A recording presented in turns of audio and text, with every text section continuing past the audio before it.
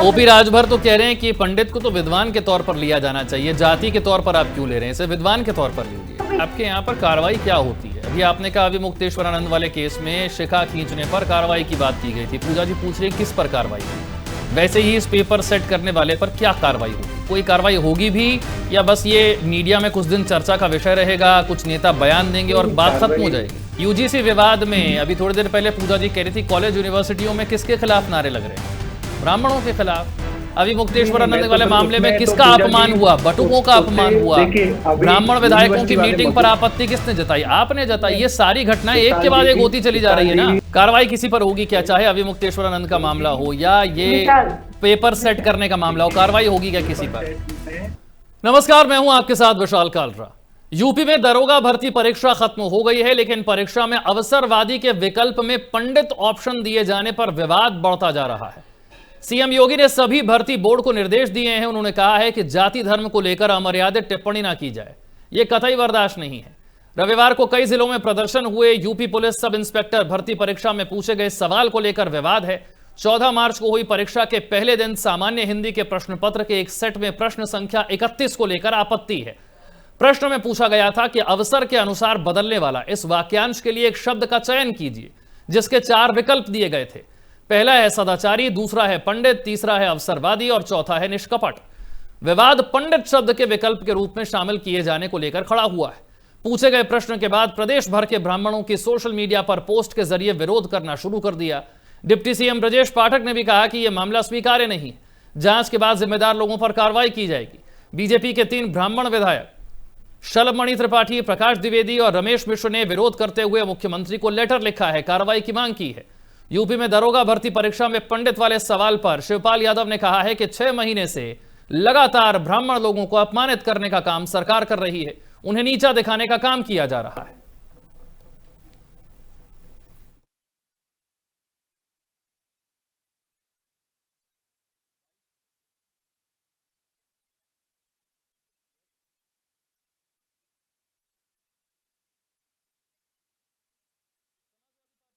पूजा मिश्रा हमारे साथ चर्चा के लिए जुड़ गई हैं। पूजा जी, पिछले कई महीनों से हम देख रहे हैं, पहले ब्राह्मण विधायकों की मीटिंग हुई तो उससे लेकर ऐतराज जताया गया, फिर अभी मुक्तेश्वरानंद के विवाद के बाद फिर सरकार पर सवाल उठे और कहा गया कि साहब ब्राह्मण समाज जो है वो खुश नहीं है। यूजीसी के विवाद पर भी यही हुआ। एक फिल्म थोड़े दिन पहले आ गई, घूसखोर पंडित उसका नाम था, और अब पंडित अवसरवादी इस ऑप्शन को लेकर बवाल मचा हुआ। ये हो क्या रहा है? मुख्यमंत्री योगी आदित्यनाथ जी को ये अच्छा लगता है विशाल जी, तो उनके जितने छट्टूकार है जो जहां जहां पे प्लेज है ना, वो उनको खुश करने के लिए कर रहे हैं। और ये आपने गलत कहा, आपने 2017 की बात नहीं की। 2017 में जो है जब भाजपा की सरकार बनती है विशाल जी, तो पहला कार्य क्या करते हैं, वो बाबा परशुराम जी की जयंती पे जो अवकाश समाजवादी पार्टी ने घोषित कर रखा हुआ था, उस अवकाश को वो कैंसिल करते हैं।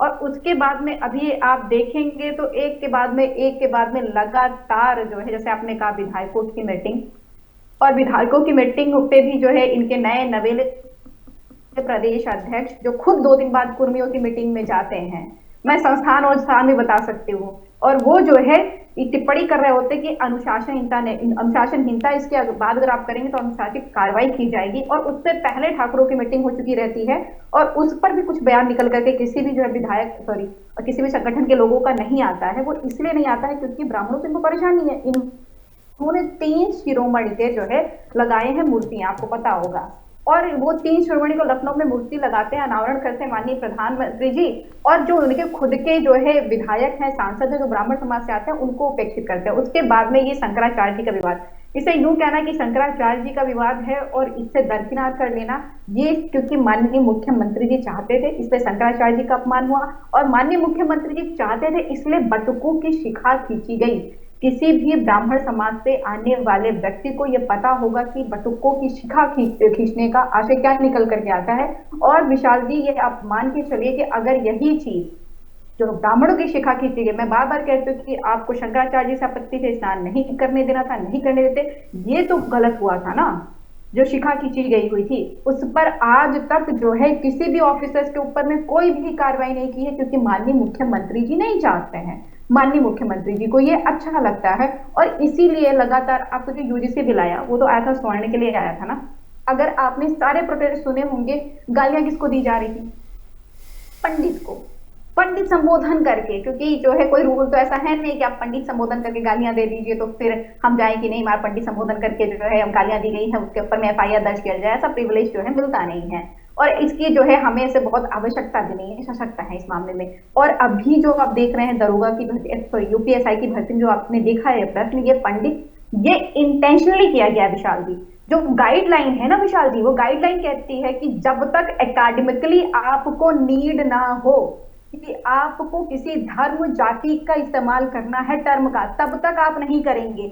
आप कोई ऐसा प्रश्न फ्रेम नहीं करेंगे जिसमें किसी जाति समुदाय या धर्म का मजाक भी बनता हो। ये लेकिन ओपी राजभर तो कह रहे हैं कि पंडित को तो विद्वान के तौर पर लिया जाना चाहिए, जाति के तौर पर आप क्यों ले रहे हैं, इसे विद्वान के तौर पर लीजिए। तो विशाल जी, विद्वान, विदुषी, ज्ञानी, ये तो तीन ऑप्शन आप ऐसे ही दे सकते थे। पंडित को हटा देते, एक सही ऑप्शन दे देते, ये तीन, विद्वान, विदुषी, ज्ञानी। मैं कह तो रही, इतने पर्यायवाची होने के बाद में आप जो है पंडित, आप मुझे विदुषी कहेंगे विशाल जी, पर अगर आपको पंडित कहना हो आप बोल देंगे डॉक्टर पूजा मिश्रा पंडित हैं। आप मुझे ज्ञानी कहेंगे? अगर आप यही कह रहे हैं कि उसको ऐसे लेना चाहिए तो आपके पास में ऑप्शन थे विदुषी, ज्ञानी, विद्वान, क्यों नहीं डाला आपने?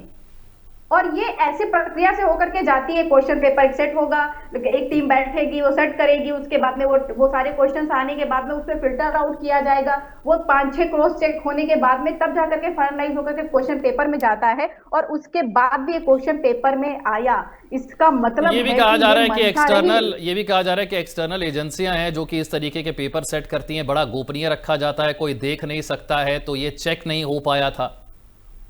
मैं आपको बता दूं विशाल जी कि कैसे जो है पेपर सेट होता है। जैसे कि डॉक्टर पूजा मिश्रा हैं, किसी यूनिवर्सिटी के प्रोफेसर वगैरह हैं या पढ़ा रही हैं, तो इनको बुला लिया जाएगा और ऐसे खूब ढेर सारे लोगों को बुला लिया जाएगा और ऐसे 2-4 किस्म कमिटियां बन जाएगी और हम बैठ करके क्वेश्चन लिखेंगे। जो हमारा सब्जेक्ट एक्सपर्टीज होगा उस सब्जेक्ट पे हम क्वेश्चन लिखेंगे और वो क्वेश्चन हमें नहीं पता कि वो आना है कि नहीं आना है। हम अपनी तरफ से क्वेश्चन लिख करके, हमारी कमिटी मान लीजिए 10 लोग हैं और 10 लोग जो क्वेश्चन लिख रहे हैं हमें भी नहीं पता वो दूसरा बगल वाला क्या लिख रहा है, बस हम लोग 10 लोग साथ में बैठे हुए हैं और हम क्वेश्चन लिख रहे हैं विशाल जी, और हम अपना क्वेश्चन लिख करके चले आए। फिर ये जो कमिटी है ना, जो अलग अलग बैठी हुई थी, इन सबके क्वेश्चन को इकट्ठा किया जाता है। फिर एक कमिटी होती है जिसमें से सेलेक्ट करती है कि हाँ ये कौन से क्वेश्चन जो है सही है, कौन से उठाए जा सकते हैं। हो सकता है कि जो मैंने एक सवाल लिखे उसमें से एक भी ना आए, हो सकता है कि जो मैंने सवाल लिखे उसमें से 50% आ जाए। तो ये कहना इतना गोपनीय होता है, इतना फिल्टर आउट होकर के जाता है, तो ऐसा तो है नहीं कि किसी ने गाइडलाइन को चेक ही नहीं किया, कि गाइडलाइन को फॉलो नहीं कर रहा है। इतने जो है स्टेजेस के बाद में तब जाकर के क्वेश्चन पेपर बाहर निकल करके आता है और क्वेश्चन पेपर मिलता है लोगों को। तो ये जो है ये इंटेंशनली रहा, या तो किसी ने फाइनलाइज करते हुए, या सरकार की मंशा है कि सरकार को प्रसन्न करने के लिए इस तरीके के किया जा रहा है। ये बिल्कुल तय बात है विशाल जी कि उत्तर प्रदेश का पूरे देश में ये टारगेट कर रखी हुई है भाजपा सरकार की, ब्राह्मण को कैसे टारगेट किया जाए। बताइए, जो भी कोई मूवी आई हुई थी पंडित जो है नाम संबोधन के साथ में, वो जो है उस पे डायरेक्टर पे कौन सा केस हुआ, उसके ऊपर में कौन सी कार्रवाई हो गई? भैया आप आइए, आप जो पंडितों का अपमान करिए, उनको जो है उपेक्षित कर दीजिए, उनका तिरस्कार करिए, उसके बाद में आकर के बोल दीजिए हम क्षमा मांगते हैं और फिर आप जाकर के चले जाइए। और ये लगातार चलता ही चला जा रहा है विशाल जी। खेमचंद जी भी हमारे साथ हैं भारतीय जनता पार्टी से। खेमचंद जी, कोई दिक्कत है क्या ब्राह्मण समाज से? पहले ब्राह्मण विधायकों की मीटिंग हो जाए तो उस पर आपत्ति जता दी गई, अभी मुक्तेश्वरानंद का जो विवाद हुआ ब्राह्मण समाज उससे भी नाराज हुआ, यूजीसी के विवाद से नाराज हुआ, और अब देखिए अवसरवादी बता दिया जा रहा है पंडित को। हो क्या रहा है? नमस्कार, जय हिंद, जय श्री राम। देखिए, ना ब्राह्मण का भी अवसरवादी था, ना है, और ना ही जिस तरीके से ये पर्यायवाची या इस तरीके की चीजें साजिश लगातार पंडितों के खिलाफ आज से नहीं, आजादी के तुरंत बाद जब से कांग्रेस की सरकारें बनी है लगातार चलती रही। पहले मूवी के माध्यम से चलती रही, फिर नाटक नौटंकी के माध्यम से, टीवी के माध्यम से। आप देखेंगे पिक्चर फिल्म्स में ब्राह्मणों को इंटेंशनली इस तरीके का दिखाया जाता था कि वो डिफेम हो सके, समाज को बर्बाद किया जा सके, क्योंकि ब्राह्मण बर्बाद होगा, ब्राह्मण डिफेम होगा, ब्राह्मण की इज्जत कम होगी तो पूरे हिंदू समाज की, संस्कृति की और सनातन की इज्जत कम होगी। उत्तर प्रदेश सरकार, भारतीय जनता पार्टी का कोई भी कार्यकर्ता ब्राह्मणों को डिफेम नहीं करता, ना ही कर सकता है, और जिन्होंने भी किया है उनको हम पूरी तरीके से कंडम करते हैं। सरकार ने इस पर स्ट्रॉन्ग एक्शन लिया है, सरकार ने इसको नोटिस किया है, और जो भी दोषी हैं किसी को भी बख्शा नहीं जाएगा। जिन्होंने भी, क्योंकि अभी ये कह रहे हैं कि भाई ऐसी प्रक्रिया होती है, मैं मानता हूँ पूजा जी पढ़ी लिखी हैं, एजुकेशन फील्ड में है। और लेकिन वो ये भूल जाती हैं कि ऐसी प्रक्रिया में जो भर्ती होती है वहां पे पेपर लीक की बहुत बड़ी प्रॉब्लम्स होती है। पिछले साल कई पर्टिकुलरली समाजवादी पार्टी के रूल में बहुत सारी प्रॉब्लम्स रही, तो उसकी वजह से जो एक्स्ट्रा प्रोटोकॉल्स लगाए, शायद ऐसा हो सकता है कि जो स्क्रूटनाइजेशन होती है, जो स्क्रूटनी होती है, वो नहीं हो पाई, और उसकी वजह से जिन्होंने भी जो उसकी मानसिकता रही इस तरीके का क्वेश्चन पेपर बनाने की, वो स्क्रूटनी ना होने की वजह से या न्यू प्रोटोकॉल इम्प्लीमेंट होने की वजह से वो गलती एंड यूजर्स तक, मतलब नहीं, पूजा जी ये प्रश्न hall पूछ तक रही है, पूजा जी ये प्रश्न पूछ रही है कि आपके यहाँ पर कार्रवाई क्या होती है। अभी आपने कहा अभी मुक्तेश्वरानंद वाले केस में शिखा खींचने पर कार्रवाई की बात की गई थी। पूजा जी पूछ रही है किस पर कार्रवाई हुई, वैसे ही इस पेपर सेट करने वाले पर क्या कार्रवाई होगी, कोई कार्रवाई होगी भी, या बस ये मीडिया में कुछ दिन चर्चा का विषय रहेगा, कुछ नेता बयान देंगे और बात खत्म हो जाएगी? कार्रवाई होगी विशाल भाई, जोरदार कार्रवाई होगी। अब ये दो चीजों को मिक्स कर रहे हैं। आदरणीय अभियुक्त जो आप क्या कहते हैं शंकराचार्य जी की जो बातें कर रहे हैं, उन शंकराचार्य जी पे पूजा मिश्रा जी की पार्टी ने खुद लाठीचार्ज करवाया, शंकराचार्य जी पे, ना कि उनके बटकों पे, उनके शिष्यों पे। तो अब ये किस मुंह पे बातें कर रहे हैं? नहीं खेमचंद जी, घटना वो हुई, देखिए विपक्ष सवाल पूछे तो सवाल पूछने में तो आपत्ति नहीं होनी चाहिए। बटकों की शिखा खींचने पर कार्रवाई होगी, ये तो आपके सारे नेता कह रहे हैं, ये तो आप ही के सारे नेता कह रहे हैं। अरे मैंने कब कहा नहीं होगी? मैं तो ये कह रहा हूँ जो लोग खुद शंकराचार्य जिनको मानते हैं, उनको डंडे, उनको पीटते हैं, उनको पिटवाते हैं, उन पे लाठीचार्ज कराते हैं। अब वो घड़ियाली आंसू बहा रहे हैं कि भाई देखिए बटकों के साथ हाथापाई हुई या बटकों के साथ जो है मिसहैंडलिंग हुई। हम सब जानते हैं कि वहां पे इस समय जो मेला था, माघ मेले में बहुत भीड़ थी, कुछ प्रोटोकॉल्स थे, बड़े बड़े कानूनों को बोला गया। पूजा जी सुन रहे हैं, आपके सवाल को सुन रहे हैं। कोई काउंट होता है, क्योंकि हमारे में डाउट नहीं है, मिश्रा पूरा क्लियर है, सपाट। नहीं, आपका डाउट है तभी, नहीं तो शंकराचार्य जी पे हाथ लगाने से पहले आप 100 बार सोचते। शंकराचार्य का मतलब होता है कि हिंदू समाज के हेड हैं, तो उन पे लाठीचार्ज करने से पहले आप 100 बार सोचते। आपने लाठीचार्ज करने से पहले तब वो शंकराचार्य नहीं थे, तब वो शंकराचार्य नहीं थे। चलिए ठीक है, अमित तिवारी जी हैं, राजनीतिक विश्लेषक है। अमित जी, ब्राह्मण समाज से कोई दिक्कत नजर आती है क्या, या उनका वोट इतना जरूरी नहीं रह गया है, या उनकी नाराजगी से किसी को फर्क नहीं पड़ता, क्या बात है? देखिए विशाल जी, नाराजगी से फर्क भी पड़ता है। अगर फर्क नहीं पड़ता तो 2024 के जो लोकसभा चुनाव हुए थे उसमें आपको सीधा असर दिखा उसका। और जो पार्टी 65 सीटों और 70 सीटों पे थी, वो पार्टी जो है 32 सीटों पे, 30 सीटों पे आके सिमट जाती है। तो ये एक पूर्वाग्रह से जो ग्रसित लोग थे, जो लोग ये कहते हैं कि ठाकुरवादी सरकार है उत्तर प्रदेश में, वो सारा नजारा जो है देखने को मिला 2024 में। 2027 आते आते आप देख रहे हैं कि एक दरोगा भर्ती की परीक्षा में भी इस तरह के अगर क्वेश्चंस लगाए जाते हैं जहां ब्राह्मण को टारगेट किया जाता है, तो इससे निंदनीय कोई घटना नहीं हो सकती है। आखिर आपके अधिकारी कहाँ हैं, आपके अधिकारी, आपके प्रशासनिक अधिकारी कहाँ हैं? जो लोग ये पेपर जो है बना रहे हैं, उसमें किस प्रकार के मानसिकता के लोग बैठे हुए हैं कि डायरेक्टली जो है, इनडायरेक्टली भी नहीं, डायरेक्टली आप पूरे समाज को जो है आप टारगेट कर रहे हो। जिस तरह से हमारे खेमचंद शर्मा जी कह रहे हैं कि उस समय के वो शंकराचार्य नहीं थे, चलो उनके ऊपर लाठीचार्ज हुआ। आपकी पुलिस, उत्तर प्रदेश की पुलिस तो ये मानने को भी तैयार नहीं है कि आज के जो शंकराचार्य हैं उनसे पूछा जा रहा है कि हम आपको शंकराचार्य मानते ही नहीं है। आपने जिस तरह से सिखाए पकड़ पकड़ के पुलिस वालों ने आपकी, अमित भाई हम नहीं, ये कोर्ट कह रही है, ये रिपोर्ट नहीं कह रही खेमचंद शर्मा जी, आपके कोर्ट कह रही है। कोर्ट ने उनको शंकराचार्य डिक्लेयर नहीं किया है, वो खुद से कोर्ट में केस चल रहा है, या हमारी सरकार नहीं कह रही। 2022 में आपकी पुलिस ये पूछ रही है कि वो शंकराचार्य उनको मानती नहीं है। ये कोर्ट में अगर पूजा जी एक सेकंड, एक बार अमित जी की बात पूरी हो जाए फिर आप बोलिएगा। व्यक्तिगत मामले अगर कोर्ट में हैं तो पुलिस को भी ये अधिकार नहीं है कि उनसे पूछे कि आप शंकराचार्य नहीं, आपको किस हैसियत से हम जो है शंकराचार्य माने। ये पुलिस के भी प्रोटोकॉल में नहीं आता है। तो आप इस चीज को भी समझिए।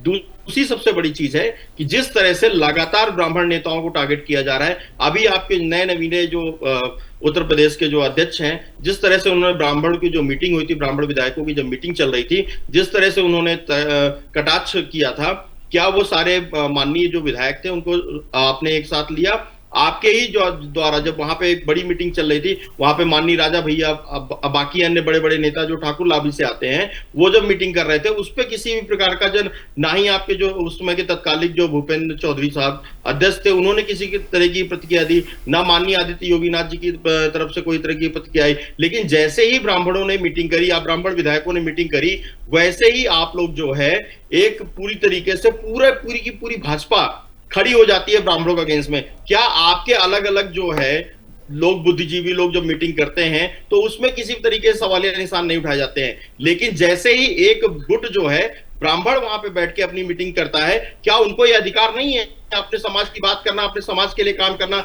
जिस तरह से जो है काम करते हैं, तो ये गलत तरीका है जहां पे लोग अपनी चीजों को अपने ईगो में ले रहे हैं। क्या ब्राह्मण समाज अपने लोगों के अपने हितों के बारे में नहीं सोच सकता है? क्या जो ब्राह्मण वोटर है, जिस तरह से आपके माननीयों को उसने चुना, वहां पे भेजा अपनी समाज की रक्षा के लिए, अपने समाज को आगे बढ़ाने के लिए, अपने समाज की दायित्व के लिए मीटिंग कर रहा है, तो उसमें आप ठीक है, ठीक है, वो आप अपने लिए मीटिंग कर रहा है, इसमें दिक्कत क्या? खेमचंद जी जवाब दीजिए, फिर पूजा जी के पास चलूंगा मैं।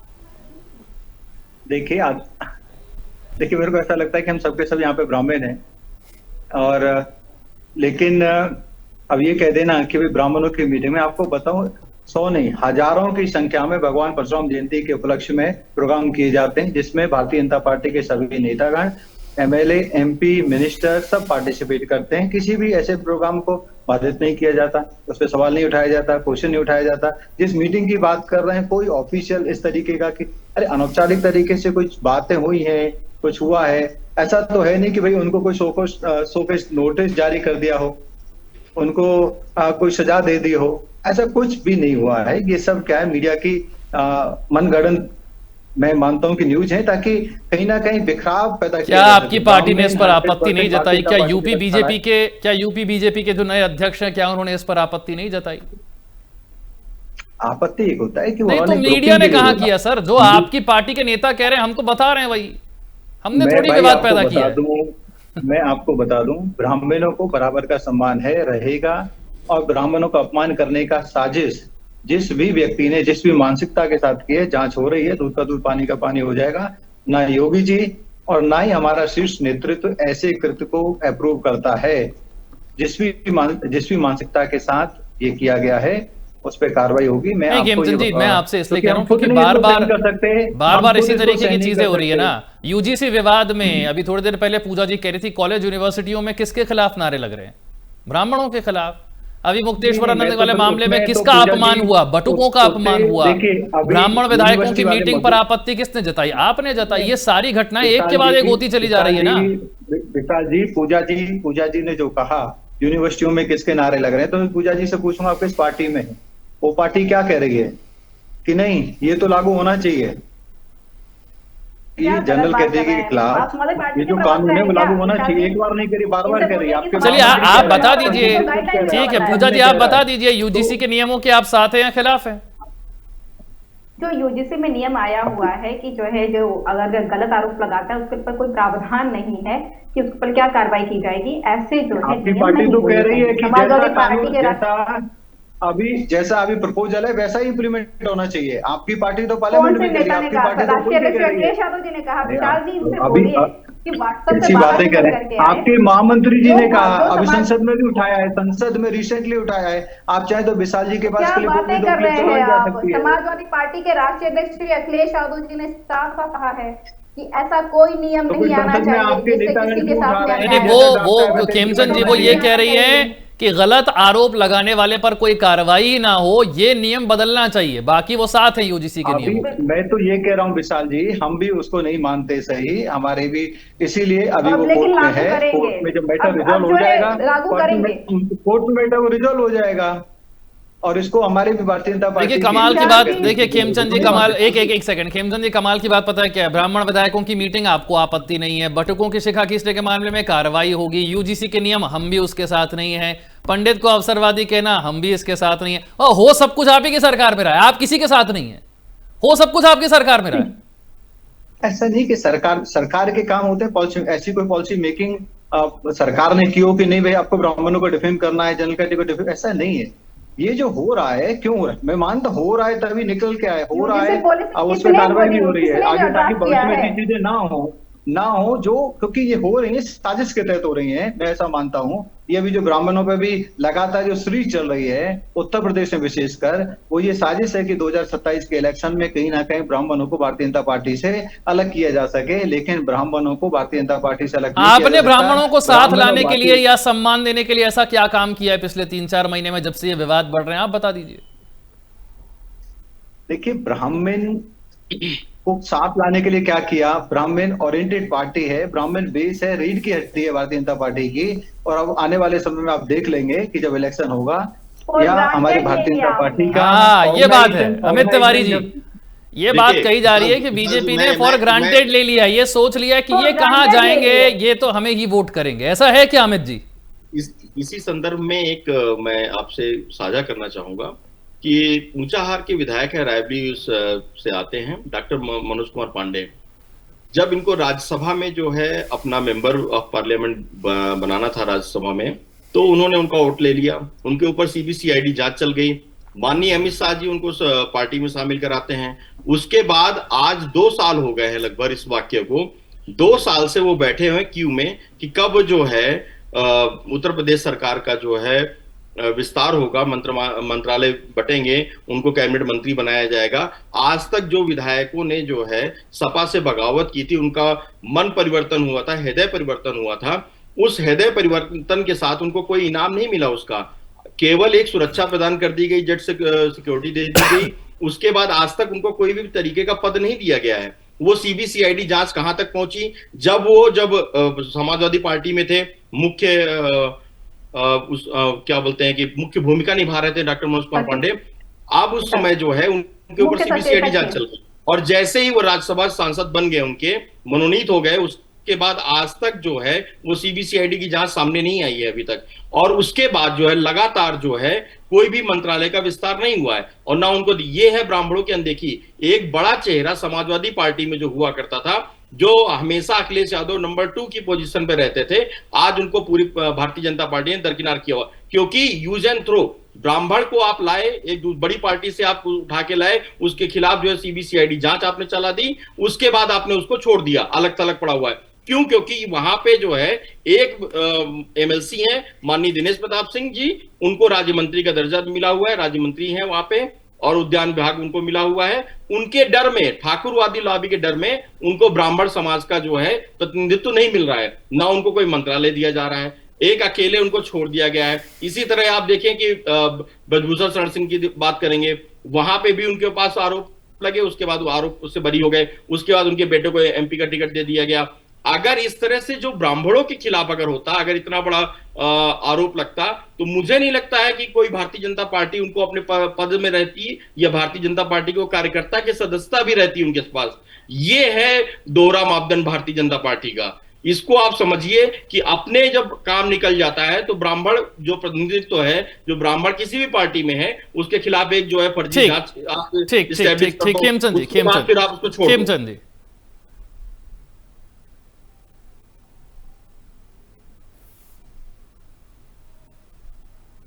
देखिए जिस व्यक्ति की ये बातें कर रहे हैं, मैं पर्सनलाइज नहीं जाऊंगा, लेकिन भारतीय जनता पार्टी में कोई कंडीशन के आधार पे ज्वाइन करता है ऐसा नहीं। भारतीय जनता पार्टी में ज्वाइन करते हैं अपनी मर्जी से, और भारतीय जनता पार्टी की रीति नीति को जान के, और उनको मान सम्मान, उन्होंने बोला भी तिवारी जी ने कि उनको मान सम्मान दिया, उनको सिक्योरिटी दी, उनको जो चाहिए था वो दिया गया। लेकिन पद, क्योंकि पद ग्रांटेड हो या पद की वजह से कोई ज्वाइन करे, पद की वजह से ज्वाइन करे, ऐसा नहीं होता। भारतीय जनता पार्टी में करोड़ों कार्यकर्ता हैं, पद सीमित होते हैं, और पद भारतीय जनता पार्टी में कोई फिक्स भी नहीं है, समय अनुसार वो बदलते रहते हैं। इवन हमारे राष्ट्रीय अध्यक्ष तक बदलते रहते हैं, और राष्ट्रीय अध्यक्ष तक भी एक आम कार्यकर्ता को बनाया जा सकता है, जैसे अभी नितिन नवीन जी को बनाया है, जो जिनके साथ मैंने भी काम किया, वो मेरी उम्र के ही हैं, और हम लोग युवा मोर्चा में साथ में थे। अब जब ऐसी स्थिति है हमारी पार्टी में कि आम कार्यकर्ता को राष्ट्रीय अध्यक्ष बनाया जा सकता है, तो समय आने पे उनको भी सम्मान दिया जाएगा और वो सम्मान मिलेगा। लेकिन हमारी पार्टी ऐसी कोई प्राइवेट लिमिटेड कंपनियां हो, जैसे समाजवादी पार्टी है या कांग्रेस है, जहां पे 3-4 लोग डायरेक्टर की तरह पार्टी चलाते हैं, तो वहां ऐसे ही ब्रोकरिंग हो सकती है, ऐसी सौदेबाजी हो सकती है। जो ब्रोकरिंग की आप बात कर रहे हैं खेमचंद शर्मा जी, मैं वही बात कह रहा हूं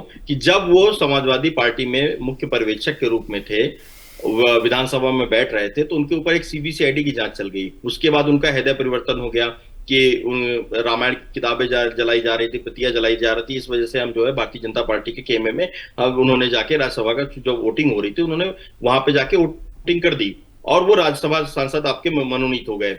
उसके बाद जो है वो सीबीसीआईडी की जांच कहाँ चली गई? वो सीबीसीआईडी की जांच कहाँ है? 2 साल लग गए सीबीसीआईडी की जांच में। एक बिल्कुल शॉर्ट में पूजा जी, मेरा प्रश्न ये है कि कार्रवाई किसी पर होगी क्या? कार्रवाई किसी पर होगी क्या? चाहे अभिमुक्तेश्वरानंद का मामला हो या ये पेपर सेट करने का मामला हो, कार्रवाई होगी क्या किसी पर? पेपर सेट में देखिए, भाजपा के प्रवक्ता भी जो है आते हैं ब्राह्मण समाज से, और जो है रामधारी सिंह जी की कविता है कि समर शेष है नहीं पाप का, भागी केवल व्याज, जो तटस्थ है समय लिखेगा उनका भी अपराध। जब बटुकों की शिखा खींची जा रही थी ना, तो विधायक तटस्थ थे, और अभी जो इस समय है ना, ये प्रवक्ता तटस्थ हो रखे हुए हैं। तो ये भूल जाइए कि जब सरकार इस पे आमादा हो गई है कि ब्राह्मणों का अपमान करेगी, तो आपको नहीं बचेगी। आज ब्राह्मण पत्र लिखने लग गए ना, बटुकों की शिखा बिल्कुल लिख रहे हैं, पत्र लिख रहे हैं सीएम को। हाँ बिल्कुल शॉर्ट में, मेरे पास समय क्योंकि कम है। खेमचंद जी, कब तक कार्रवाई की उम्मीद, कब तक कार्रवाई की उम्मीद की जाए? कब तक अपमानित होना पड़ेगा? देखिए, अपमानित बिल्कुल नहीं होना पड़ेगा। कोई भी ब्राह्मण अपमान के लिए नहीं होता। ब्राह्मण सम्मान का प्रतीक रहा है, सम्मान का प्रतीक रहेगा। ब्राह्मण के अपमान को हम कभी भी सहन नहीं करेंगे, और जो भी जिम्मेदार है उसके खिलाफ जांच इनिशिएट हो चुकी है, कार्रवाई होगी। स्वयं चीफ मिनिस्टर साहब ने बोला है, डिप्टी चीफ मिनिस्टर साहब ने बोला है, सभी कार्यकर्ता इसके। चलिए, आप विश्वास दिला रहे हैं कि कार्रवाई होगी। अब देखना है कि ये कार्रवाई कितने दिनों में होती है। बहुत बहुत शुक्रिया। सभी खास मेहमानों का वक्त इतने की इजाजत देता है, रुकना होगा, छोटा सा ब्रेक।